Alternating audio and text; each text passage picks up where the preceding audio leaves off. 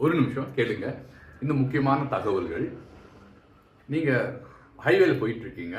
அப்ப யாராவது திடீர்னு முன்னாடி வந்து கார் கிளாஸ்ல முட்டை அடிச்சாங்கன்னா, நீங்க இறங்கி அதை துடைக்கணும்னு போறப்ப உங்க பேக்கெல்லாம் திருடிட்டு போறதுக்கு ஸ்கோப் இருக்கு. ஏன் சில சமயம் வண்டியே எடுத்துட்டு போயிடுவாங்க.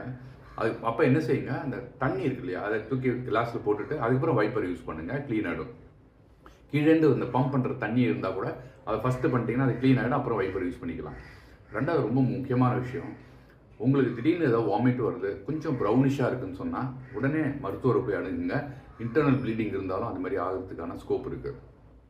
அதே மாதிரி உங்கள் நகங்களில் கலர் மாறி போயிட்டு ஒரு மாதிரி ஒரு வைப்ரேட்டரி இது இருந்ததுன்னா, அந்த சரியாக இல்லை, அப்படி பிங்காக இல்லை, நார்மலாக இருக்கிற மாதிரி இல்லைன்னு பட்டதுன்னா இதே டாக்டரை பாருங்கள்.